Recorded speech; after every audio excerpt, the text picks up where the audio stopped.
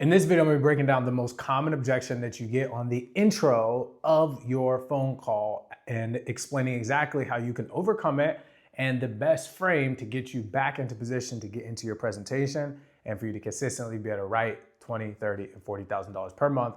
My name's Trey. I'm the owner of Agent Lead Lab. In the past 3.5 years, we've helped 550 agents issue pay $40,000 per month in paid commissions. And on this channel, I try to talk about the strategies, tactics, and behaviors that you can go out and implement that will actually help you grow. As always, please make sure to like, comment, subscribe, and let's hop into the video. So today, I am going to be talking about a topic that somebody actually commented on. I treat this channel, for those that do watch it, more like podcast style. It's not super scripted, it's very raw. I honestly come in here every day and talk about things that have happened in my business, things that happen with my clients, other agents, what I'm seeing around the industry, and also, as I've said in previous videos, comments. So we do have a comment, I'll pull it up here. A gentleman asked, or maybe it was a gentleman or a woman, I'm sorry, it may have been either or. The question was, can you make a video on how to overcome the objection of, I already have my funeral arrangements taken care of, or I already paid for it through the funeral home, or I already took care of it. How do you get into the presentation based off of that? And if they keep shutting down your advances / probing. So I'm gonna go through the first one, which is, I already have my funeral arrangements taken care of. Now, before I get into explaining these objections, I want to talk high level about the thought process about objection. Now, there's a few things that you can do to kind of avoid objections to the best of your ability. I talk about them on my channel, which is the initial conversation, the tonality, and the frame in which the way you speak is. Meaning that the more confident that you sound in knowing what they did or that they filled it out, the better the conversation goes, regardless if they're preparing to give you an objection. Now, not saying that they will not come. And understand too, disclaimer, there's no way to guarantee that you will always overcome. What I'm about to share is not guaranteed to work. What it does though, is it helps you control the conversation. And all an objection is that they're stopping there's a pattern interrupt. Like you're in a flow state and they give you something that throws you off, or they give you an objection that then means that you have to switch what you're doing. But in reality, you really don't. You have to address it, right? And then you have to, what I like to call, like kind of weave around it and get back on track. Because in reality, all they're trying to do is just get you caught up and caught off guard. So that way they can typically get off their phone. Now, these happen at the beginning of the call because you'd call and say, hey, John, just giving you a call about the request you filled out for the final expense life insurance programs where you listed XYZ as your beneficiary. Is that correct? And they're like, for example here, I already have my funeral arrangements taken care of. Thank you.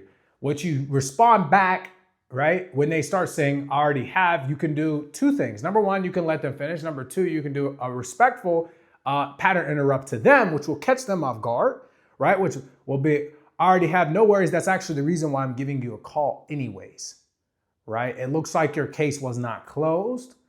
My job is just to go over whatever options may be available. Now, you said that you already got that taken care of. What does that look like? Did you get a life insurance policy or did you just get baseline burial coverage?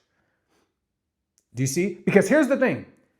If they say that they got a life insurance policy, then you're going to take them down the route of, okay, perfect, sounds good. Well, like I said, your case is still open here. Who did you actually get that with so I can make sure that you have a plan that's actually going to be fit and you may be getting the best rates available, because we work with over 30 A-rated carriers. Now, if you don't work with over 30 A-rated carriers and you're not able to get them a better option, then that's something that you should definitely look into, is being a broker so you can actually help the client. The goal is not to be manipulative, y'all. Understand that if somebody actually has it taken care of, leave them alone. We're not trying to battle people. That's not the point. And I will never on this channel say that, oh, you're trying to like lie to people. You don't do that. You simply need to address a serious question. Right? See, I said, okay, perfect. That's the reason for my call. It looks like your case wasn't filed and it looks like you filled this out not too long ago. Now, if it's a fresh lead, know that it's probably garbage. They just filled it out. You got the lead. Oh, I had already got it taken care of. It's like, okay, they're just trying to get you off the phone. They're scared. So in your mind, you should already know that this client is timid. They're scared. Now, at this point, you're prepared to have the right conversation with them and understand that there's already initially fear. They feel like you're trying to sell them. They did fill this out for a reason. It's not fake. It's not, oh, you didn't fill it out and then get set up the same day. Come on, man. Think about it. If you filled out a form online, you would have already went, like when people are filling out multiple forms, there's a, hey, I already spoke to somebody. That's a whole other objection, which I can handle another day. But if they're filling out multiple forms, that doesn't mean they want to get off the phone. When they're trying to get off the phone with you, they're nervous because They filled this out multiple times and they keep getting like sold or lied to or manipulated. So they're scared. And what you meet fear with is control, but also a level of empathy and transparency. Hey, John, totally makes sense. That's actually the reason for my call. That's if it's a fresh lead. That's the reason for my call. It looks like this request wasn't put in too long ago, but I know you mentioned that maybe you had got something put in place for your funeral. Now, was that a life insurance plan or was that a burial plan? Now, the reason why is because you need to understand the difference between a life insurance plan and a burial plan. And then I won't spend the whole video on that and address what that is. If it's a life insurance policy, you need to figure out how much coverage they got and did they get the best rating and what type of policy. If they don't know anything about the policy, they're lying. And then at that point, you can simply say, oh, hey, blah, blah, blah. You'd be like, hey, no worries. That's the reason. Oh, I don't really know, but I know I got life insurance. Okay, cool. Well, my job is, I'm a licensed underwriter, right? I work with over 30 A-rated carriers. My job today is not to like coerce you or convince you into anything. It's simply just to help. Now, I got this request and it looks like, and I'm just bypassing it because if they don't know, they're scared. And I'm telling you, most of the times when you do that, you'll be able to just move on with the rest of the conversation. Now, if they say they got a burial plan, you're just like, hey, are you aware of how burial coverage works? And just so you all know, you need to study and understand burial coverage. It's not life insurance in the way that people think it is. So you overcome their fear by education, right? But you hear how the way even I'm talking, I'm not, well, blah, blah, and blah. No. You don't meet it with that. You don't get upset. And it goes back to the other videos I've shown, which explains that if you don't know what the ad says, you get upset. And on top of that, if you don't understand demographic behavior, understand these people that are 40, 50, 60, 70, and 80 years old filling out forms. They're typically kind of grumpy. They're sitting around all day. They've been told that they're always sick, that they're about to die, that things are really bad, that the economy's bad, they are mentally probed to be in a negative headspace. They are typically they are typically people that are targeted to be taken advantage of with misleading advertisements from other companies, not the companies that you may be buying from. For example, ours or any other of the other great lead vending companies out here that are actually trying to create qualified leads. So do not get frustrated with the lead company or upset or mad and posting all this stuff. Just understand the psychology of the demographic, right? It's just like if you're running IUL leads, for example, and you're upset because everybody doesn't have money. Dude, everybody sees an ad that says you can put $500 into a life insurance policy and potentially grow your money, right? Like they're going to fill it out. So you're going to have people who can't afford to put 500 that are going to fill it out. You can't be upset. It's a part of the game. If you could run an ad and get every single person to be super qualified, super ready to buy in this moment, every single person would be rich. I'd be rich. I wouldn't make these videos. I'd just spend money on ads. I'd sit back and I'd chill. That's not how it works. Right? I'm growing my business. So I put out valuable content like this in hopes that at some point, some of you all would trust to say, hey, this is a lead company worth buying. They're very different. They don't do things in the way that traditional lead companies do. They're actually trying to pour value with no cost, right? And then eventually you want to partner up with me and we can help your agency grow. And if not, that's fine. But that's a long-term game. So understand that if the quick game was just put money in ads and I could just get every single person watching this or potentially watching this to just sign up and buy with me, there would be no reason to have organic content. Growing your pages wouldn't be worth it, right? And I know I went on a quick tangent, but it's very, very important for you to understand that. Now, let's go back to the question at hand. That's how you're going to address that objection. Most people will try to overcome that with some fancy tactics. You just got to be real with people. The goal is not to coerce people into doing something they don't want to do. The goal is to help them, right? I just watched a video. I don't know if it was Bradley. I forget who the guy's name is. It might have been Andy Isabella, I think. I don't even want to, I hope I'm not saying his name wrong. I'm sorry.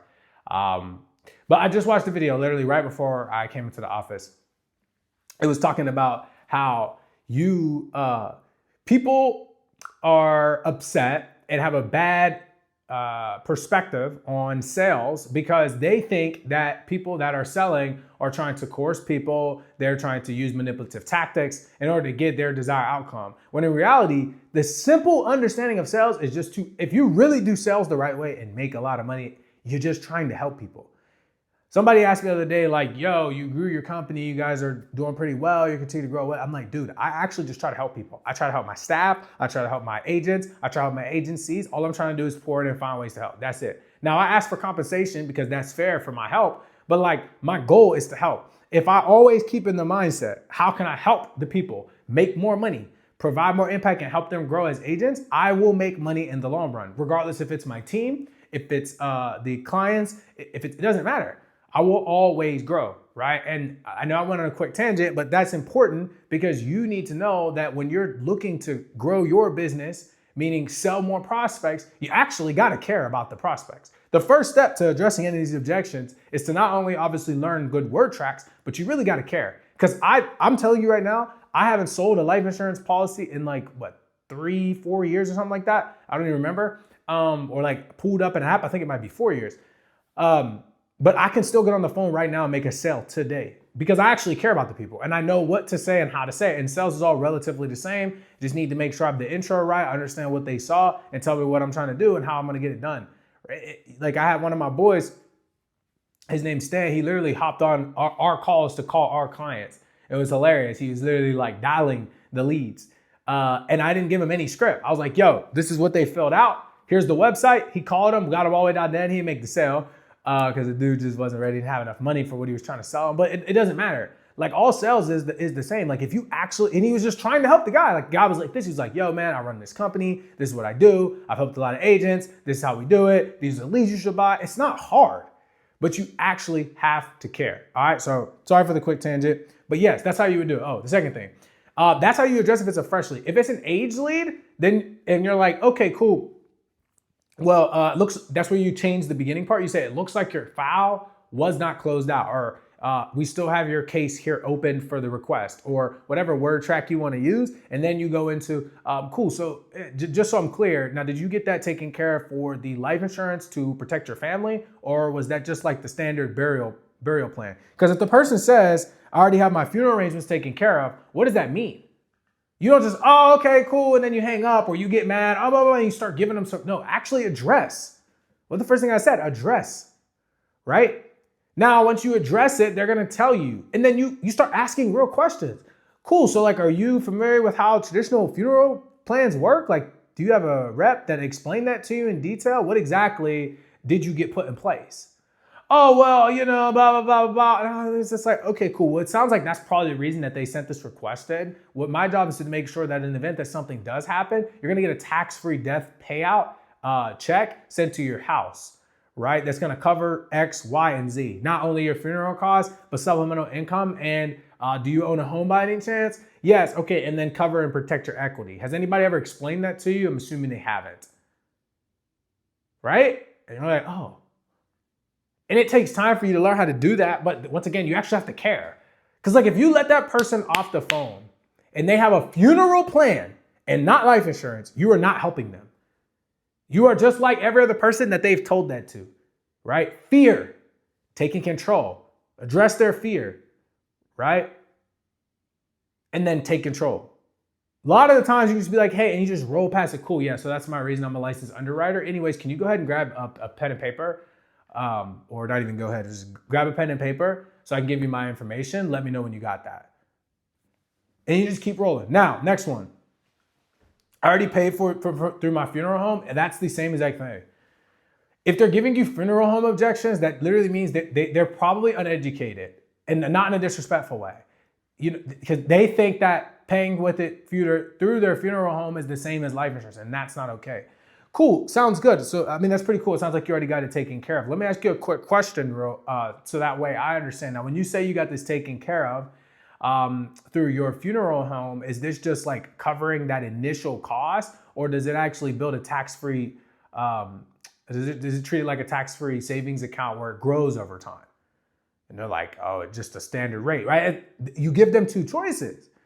Because it's dumb to say, well, I prepaid for $10,000. Well, what $10,000 is sitting there? It's not doing anything. You're actually losing value on that $10,000. I prepaid for 10 grand. Dude, do you think that 10 grand is still going to be? And you're just like, well, I already got it. Like, okay, cool. So just so I understand here correctly, you do know that $10,000 that you put towards, right, is the cost right now. And looking at your file here, it says that you're 65. Is that correct, Susie? Yeah, cool. So it's safe to say, based on, baseline statistic, you'll probably live what, another 10 to, let's just, God willing, say 20 years to be 85, right? So the cost of inflation goes up over time. So essentially that $10,000 is not really worth $10,000 in 20 years, would you say?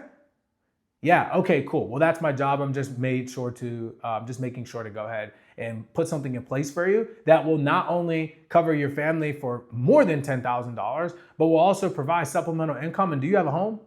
Right? And and income replacement. And I can show you how it grows tax-free. I'm assuming that's what you were looking into, correct? Yeah, okay. And then you just roll forward. Right? And I know that was a very long word track. You can rewind that, but that's essentially going to be how you control the conversation and you address them, because that doesn't make sense. Remember, if that's a fresh lead, they're lying to you. They just filled it out. So it's fear. If it's an age lead, it could be true. And they could have gotten taken care of, depending on if it's a 30, 60, 90, right? Meaning 30 days, 60 days, or 90 days, or 30 to 90, or a year old, right? That could be a true objection. Now you still educate them. I'm gonna be honest though, if somebody gives me that and it's a fresh lead, I'm steamrolling. Cool, yeah, so just so I'm clear, it looks like I got this requested like the other day. Now, it would seem like that was probably what you were looking into, but let me ask you a quick question. You say that you got your funeral taken care of. Now, did you just prepay for that funeral, or did you actually get a life insurance policy put in place that's gonna accumulate cash value over time? And they're like, it's like, and then well, I got a life insurance policy. And then you take them down the rabbit hole. Well, I got a funeral home, right? You give them two options. That's it. Same thing applies. Already took care of it. That's the same thing. Now, here's the thing. A lot of people will get objection, I already took care of it, before you finish. And then you just hit them with, you already took care of what? Like, hey, this is Trey getting back to you about the request. Oh, I already got it taken care of. What did you take care of? Took care of what? And then they're like, what? If it's an age lead, that's going to happen. And I'm not saying that oh yeah, well, I got this. It's like, cool. Well, I was actually calling to close out the file that looks like you requested to cover Sadie in the event that you pass away. You got to hit them hard if you're doing something like final expense, right? Oh, I already got it taken care of. Cool. Well, it looks like I got this requested not too long ago. Let me ask you a quick question here. When you say I got it taken care of, what exactly did you get taken care of? Well, whatever you're calling me about. Okay, well, that doesn't really make, and if they do that at that point, y'all, like, you're not here to try to force people. You're not going to get a lot of people that say that. If you're buying the right fresh leads. Now, if you're buying age leads, it's a part of the game, right? If you already got it taken care of, now you're going to say, okay, that's the reason for my call. It looks like your file wasn't closed out here. When you say that you already got that taken care of, what exactly was that you got put in place? Oh, well, whatever you're calling about, same thing. Then that's a dub. They're just afraid. They're giving you multiple objections stacking. It's like, you can try to overcome that one more time, but me personally, I'm playing the numbers game. I'm not gonna go back and forth with people. Like, already got a life insurance policy. Cool, well, that's actually the reason for my call. I'm a broker, so I can shop around to 30 of the top A-rated carriers to look and see what plan, how much coverage and what kind of policy did you get put in place. And I'm just trying to figure it out. There's really no sales tactic for I already got it taken care of. You just gotta be honest with them. If it's a fresh lead, they're lying to you. If it's an age lead, they're probably telling you the truth, or maybe they're trying to get you off the phone. It's your job to figure it out and figure out what they got. Did the agent put them in the best position? If he did, let it go. If he didn't, show them a better way. Now, you also have to be educated on what rates are. Don't just be lying to people, okay? So that's super important. Hopefully I answered that. But then you asked, shutting down your advances and probing. So, truthfully, the way you start the call really determines everything, if I'm being so honest. Like, your first 3 to 5 seconds determines the entire call, in my opinion. Your energy, what you sound like, and where they're at. Now, I've taken thousands of calls at this point. You will start to learn, as you get more reps, what's going on before words are said. Literally, the way they speak. You'll start to learn more about the call as time goes on, as you get more reps, based solely off of how they say what they say, right? Like when their voice goes up and you can tell that they're getting nervous and they're getting ready to get you off the phone. Very small, quick word tracks. What was your name? What was your name? Means that they're trying to transition something. Because they're gonna say, what was your name? I'll give you a call back. What was your name? Thanks for your time. What was your name? Right? So there are very small phrases that you will learn over time that will get that going. Now, the reason I'm saying that is because a lot of the times that if you're advancing and probing, they're going to hit you with those small phrases, right? And it's your job to be able to address them to the best of your ability. Now, I hope this video will help. I mean, if you guys have other questions, please feel free to ask. I try to get on here and record stuff that's meaningful, not just make up stuff, because at the end of the day, like, my job is to find ways to help and give back. For the person that did respond, hopefully I was able to help. And yeah, if you're interested in hearing or seeing any other ideas or topics, please drop them below. Hopefully this video was useful. As always, please make sure that you like, comment, and subscribe. If you're looking to grab leads, you can go to Lead Lab CRM. If you're looking to potentially partner up with us, you could also go to agentleadlab.com and book a free call. You will still have to buy leads. That's a byproduct. We need to vet you. The only way to vet you is for you to try us and vet us. So it's an even trade. So that way we continue to grow and make a decision on if we want to work together. So I will see you all next time and hope you all have a blessed day. Thank you.